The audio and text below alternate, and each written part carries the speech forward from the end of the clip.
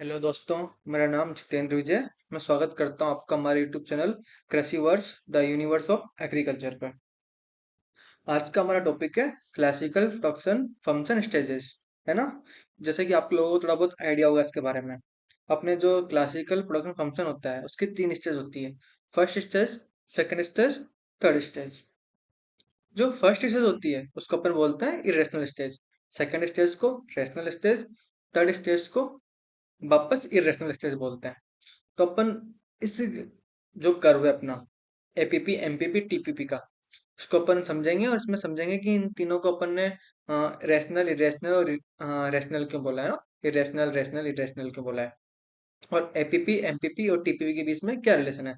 अगर एमपीपी में चेंज हुआ तो टीपीपी में क्या चेंज होता है, एमपीपी में चेंज हुआ तो एपीपी में क्या चेंज होता है। तो अपन सारा कुछ इस कर्व के थ्रू समझेंगे ना।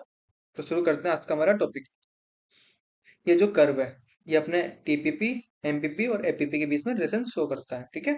जैसा कि अपने टीपीपी होता है अपने टोटल फिजिकल प्रोडक्ट, एपी होता है अपने एवरेज फिजिकल प्रोडक्ट और एमपीपी होता है अपने मार्जिनल फिजिकल प्रोडक्ट। इसको अपन एमपीपी बोल दो या एमपी बोल दो, एपीपी बोल दो या एपी बोल दो, या टीपीपी बोल दो या टीपी बोल दो, एक ही बात है ना, फिजिकल प्रोडक्ट का इसका मतलब, ठीक है।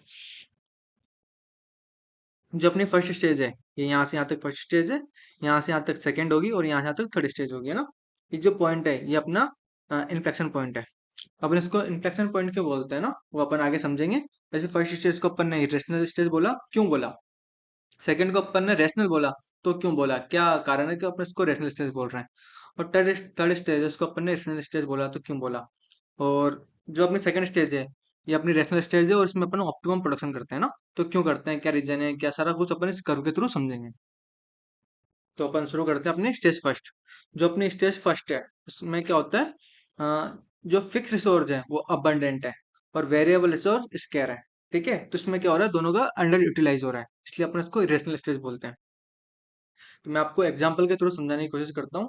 तो मान लो अपने पास 10 हेक्टेयर लैंड है, ठीक है। अपन ने उसमें 2 हेक्टेयर में सोइंग कर दी, बाकी जो बची हुई रिमेनिंग लैंड है 8 हेक्टेयर, उसमें अपन ने उसको कुछ भी यूज नहीं किया। तो अपन क्या कर रहे हैं, जो फिक्स रिसोर्स अपने पास खूब सारा है लेकिन अपन उसको यूज ही नहीं कर पा रहे हैं ना, अपन कुछ ही उसका जो एक हिस्सा है वो यूज कर रहे हैं। 2 हेक्टेयर अपन ने 10 में से 2 हेक्टेयर यूज किया, 8 को अपन ने कोई यूज नहीं किया। तो अपन क्या कर रहे हैं, वेस्ट कर रहे हैं, एक तरीके से अंडर यूटिलाइज कर रहे हैं ना। तो ये अंडर यूटिलाइज हो रहा है अपना फिक्स का वेरिएबल दोनों का, इसलिए अपन इसको इरेशनल स्टेज बोलते हैं। अपना जो प्रोडक्शन होगा ऑप्टिमम नहीं होगा इस स्टेज में ना। इसमें क्या होता है, अपना स्टार्टिंग कहाँ पे होता है, ओरिजिन से। जो अपनी फर्स्ट स्टेज ओरिजिन से स्टार्ट होती है और एंडिंग कहाँ पे होती है, एंडिंग होती है यहाँ पे जहाँ पे अपने ये आपको दिख रहा है एमपीपी और एपीपी दोनों की वैल्यू इक्वल होगी। दोनों कॉन्साइड करके इंटरसेक्ट करके वहां पे अपने इस स्टेज का एंड होता है। जहाँ पे एमपीपी और एपीपी की वैल्यू इक्वल होती है वहां पे ईपी होता है ना अपना इलास्टिसिटी ऑफ प्रोडक्शन, ठीक है, उसकी वैल्यू 1 होती है। इसकी वैल्यू 1 कैसे आई, जैसे कि आपको पता है ये फॉर्मूला है, elasticity of production equal to MPP upon APP. MPP होता है अपने मार्जिनल फिजिकल प्रोडक्ट, एपीपी होता है अपने एवरेज फिजिकल प्रोडक्ट, ठीक है। अगर इन दोनों की वैल्यू सेम होगी, इक्वल होगी, मान लो दोनों की वैल्यू 1 मान लो या फिर दोनों की वैल्यू अपन एक्स मान लेते हैं ना। दोनों की वैल्यू, इसकी वैल्यू एक्स है इसकी भी एक्स है, दोनों को डिवाइड करेंगे तो अपना क्या आएगा, 1 आएगा, तो ईपी की वैल्यू 1 होगी। तो बस वही है कि दोनों की वैल्यू सेम हो जाएगी तो ईपी की वैल्यू 1 आ जाएगी। ईपी क्या होता है अपने इलास्टिसिटी ऑफ प्रोडक्शन, ठीक है। जो अपने इसमें आपको दिख रहा है जैसे कि अपने एमपीपी है, ये एमपीपी है ये एपीपी है।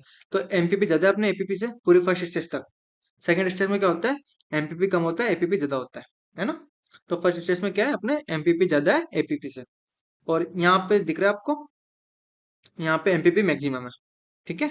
जहाँ पे एमपीपी मैक्सिमम होता है वहां पे टीपीपी अपना कर्व चेंज करता है, कर्वेचर चेंज करता है। जैसे कि इससे पहले आपको दिख रहा है इस तरह का कर्वेचर था इसका, है ना। ये जो शेप है इसको बोलते हैं अपन कॉन्वेक्स शेप, है ना। कॉन्वेक्स कर्वेचर था इसका, बाद में इसका इस पॉइंट के बाद कॉनकेव कर्वेचर हो गया ना। और ये पॉइंट कौन सा है, टीपीपी का, जहाँ पे एमपीपी जो है अपना, जो एमपीपी इसकी वैल्यू मैक्सिमम है। जहाँ पे एमपीपी की वैल्यू मैक्सिमम होगी वहां पे टीपीपी का कर्व चेंज होगा। पहले कौन सा था, कॉनकेव, कॉन्वेक्स, सॉरी, पहले कॉन्वेक्स था बाद में कॉनकेव हो गया ना, ये कॉनकेव शेप है, ठीक है।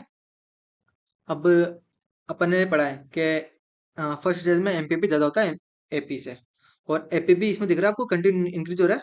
ये एपीपी की वैल्यू बढ़ती हुई दिख रही है आपको, है ना, क्योंकि एमपीपी की वैल्यू यहाँ तक बढ़ी फिर डिक्रीज होना वापस स्टार्ट कर दी। पर एपीपी अपने कंटिन्यू बढ़ रहा है, कहाँ तक बढ़ता है, इस स्टेज के फर्स्ट स्टेज के एंड तक।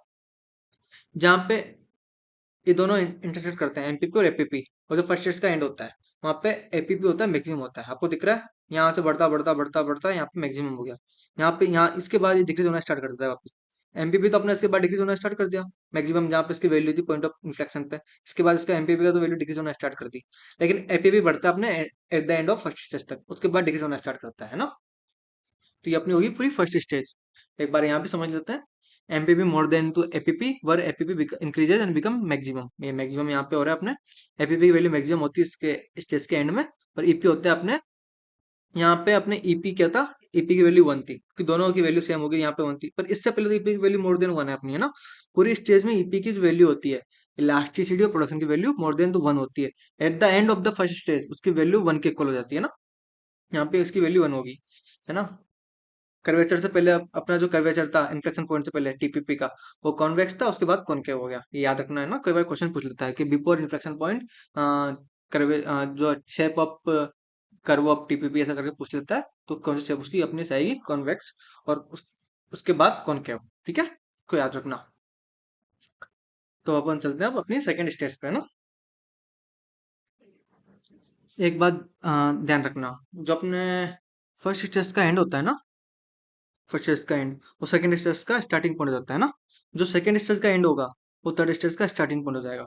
तो जैसे कि अपने फर्स्ट स्टेज अपनी एंड कहाँ पे हो रही थी, जहाँ पे अपने ईपी की वैल्यू 1 थी, मतलब एमपीपी और एपीपी दोनों इक्वल थे। तो ईपी की वैल्यू 1 आ गई है ना। ये अपनी फर्स्ट स्टेज थी, इसका एंड था। सेकंड स्टेज का स्टार्टिंग पॉइंट ये हो गया ना। तो समझते हैं अपन आगे। तो अपनी सेकंड स्टेज है, इसका स्टार्टिंग पॉइंट क्या है, एमपीपी और एपीपी की वैल्यू दोनों इक्वल है और ईपी 1 है। ठीक है, एंडिंग पॉइंट क्या है इसका, जहाँ पे एमपी की वैल्यू 0 और टीपी की वैल्यू मैक्सिमम है। ठीक है। तो एक बार समझते हैं सेकंड स्टेज होती क्या है। सेकंड स्टेज को अपन ना रेशनल स्टेज बोलते हैं या फिर बैलेंस स्टेज बोलते हैं। क्यों बोलते हैं, क्योंकि इसमें ना फिक्स रिसोर्स और वेरिएबल रिसोर्स अपन इसको ऑप्टिमम यूज करते हैं ना। ठीक है। और मतलब इनका प्रॉपर यूटिलाइज करते हैं। ठीक है, जाकि जिससे अपना जो प्रोडक्शन होता है वो ऑप्टिमम हो जाता है। तो अपन वेरिएबल और फिक्स रिसोर्स को ऑप्टिमम यूज करेंगे ताकि अपना प्रोडक्शन ऑप्टिमम हो, और अपन उनको प्रॉपर यूटिलाइज कर रहे हैं। इसलिए अपन को उसको रेशनल स्टेज बोलते हैं, बैलेंस स्टेज बोलते हैं। स्टार्टिंग पॉइंट क्या है इसका, जहाँ पे एमपीपी और एपीपी इक्वल है, ईपीपी इजिकल टू 1 है ना। जो सेकंड स्टेज का स्टार्टिंग पॉइंट है वो फर्स्ट स्टेज का एंडिंग पॉइंट था अपने, है ना। एंड क्या हो रहा है, जहाँ पे एमपी की वैल्यू 0 है और अपने टीपी की वैल्यू मैक्सिमम है। फर्स्ट स्टेज में क्या हो रहा था, अपने जो टीपी था वो अपने इंक्रीज हो रहा था, इंक्रीजिंग रेट से, है ना, क्योंकि अपने एमपी इंक्रीज हो रहा था। और सेकंड स्टेज में क्या हुआ, टीपी की वैल्यू अपने डिक्रीज होना स्टार्ट, एमपी की वैल्यू अपने डिक्रीज होना स्टार्ट करती। लेकिन टीपी अपने क्या हो रहा है, इंक्रीज हो रहा है डिक्रीजिंग रेट से। ठीक है, क्योंकि अपने जहाँ पे एमपी वैल्यू 0 होती है ना, वहाँ पे टीपी वैल्यू मैक्सिमम होती है। तो उससे पहले टीपी अपने इंक्रीज होएगा ही, इंक्रीज होकर मैक्सिमम तक पहुंचेगा। पर इस सब यहाँ पे फर्स्ट स्टेज में अपने हो रहा था वो इंक्रीजिंग रेट से। ठीक है, इंक्रीजिंग रेट से, क्योंकि अपने एमपीपी बढ़ रहा था। एमपीपी डिक्रीज हो रहा है सेकंड स्टेज में, तो यहाँ पे टीपी बढ़ेगा लेकिन डिक्रीजिंग रेट से बढ़ रहा है। ठीक है, जब एमपी की वैल्यू 0 टीपी की वैल्यू मैक्सिमम है, फिर एमपी की वैल्यू नेगेटिव हो जाती है थर्ड स्टेज में अपने, है ना। थर्ड स्टेज में अपने एमपी की वैल्यू नेगेटिव चलेगी, तो टीपी की वैल्यू अपने डिक्रीज होना स्टार्ट करती है डिक्रीजिंग रेट से। तो उसके बाद इस बात को याद रखना आप, है ना। ठीक है, सेकंड स्टेज में क्या हो रहा है, एमपी और एपी दोनों अपने डिक्रीज हो रहे हैं। एमपी डिक्रीज होकर 0 पहुंचता है, एपी की वैल्यू 0 नहीं होती है अपने ना। एमपी की वैल्यू 0 डिक्रीज होकर 0 तक पहुंच जाती है, दोनों डिक्रीज हो रहे हैं। जहाँ पे इसकी स्टार्टिंग कहाँ होती है, जहाँ पे ईपी की वैल्यू 1 होती है, एमपी और एपी दोनों इक्वल होते हैं, और एपी अपने मैक्सिमम होता है। ठीक है, और एंडिंग कहाँ पे होती है, जहाँ पे एमपी की वैल्यू 0 हो जाती है और टीपी की वैल्यू मैक्सिमम हो जाती है। तो इस पॉइंट को उसको एंडिंग पॉइंट बोलते हैं ना। अब अपन समझते हैं आगे अपनी थर्ड स्टेज। ठीक है, मेरी अपनी थर्ड स्टेज, थर्ड स्टेज को अपन बोलते हैं इरेशनल स्टेज।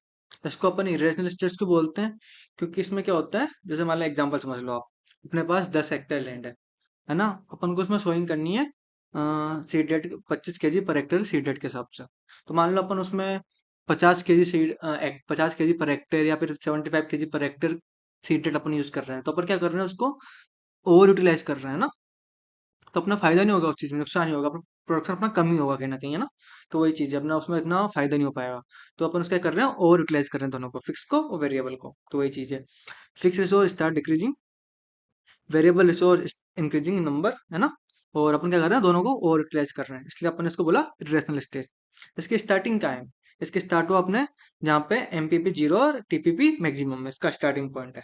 इसका एंडिंग पॉइंट क्या हुआ, एंडिंग पॉइंट हुआ जहाँ पे एमपीपी नेगेटिव है और टीपीपी अपना डिक्रीज होना स्टार्ट कर देता है ना। ये चीज़ है, टीपीपी डिक्रीज है, decreasing rate, MPP negative.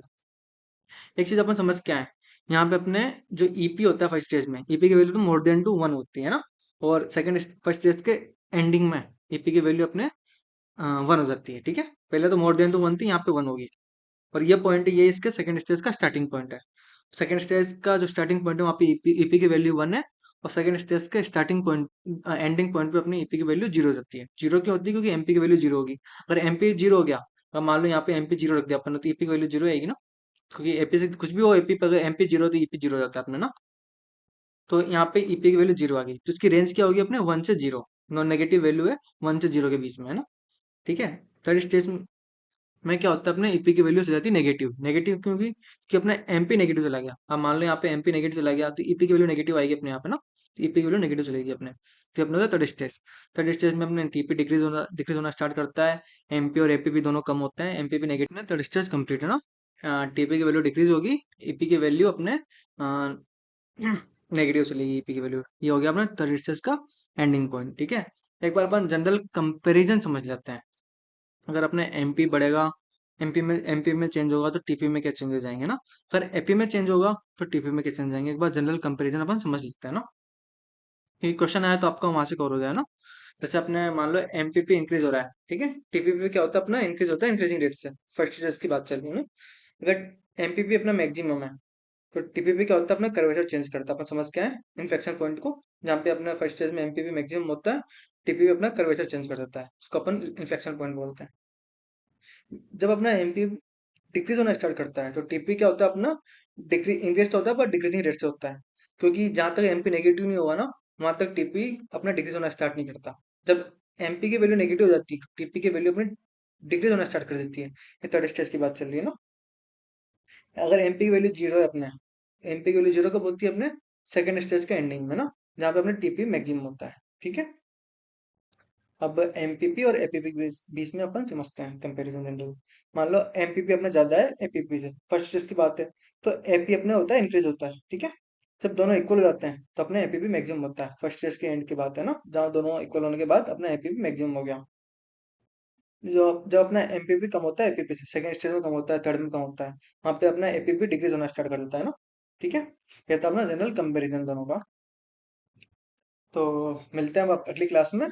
Thank you so much. और हाँ, एक ज़रूरी सूचना, अ, अगर आप लोगों ने अभी हमारा टेलीग्राम चैनल ज्वाइन नहीं किया हो, तो आप उसको जरूर ज्वाइन करना, क्योंकि हम लोगों ने अभी कुछ दिन पहले एक टेस्ट सीरीज स्टार्ट की है, जिसमें हम लोग ना जितने भी अपने एग्रीकल्चर के पेपर्स होते हैं ना, इंडिया लेवल के, स्टेट लेवल के, जैसे जस्ट लाइक अपने एग्जांपल समझ लो कि अपने एमपीडीओ हो गया, है ना, अपने आरपीएससी वाले हो गए, R O double A, R O K, double ए ओ के, ए ओ के, है ना, और अपने डीएसएसबी सेक्शन ऑफिसर का एग्जाम जो होता है उसके पेपर्स, और अपने B R horticulture, B R agriculture officer जो भी अपने एग्जाम हुए थे उनके पेपर्स हो गए, एफसीआई के हो गए, एनएससी के हो गए, सीसीआई के हो गए, है ना,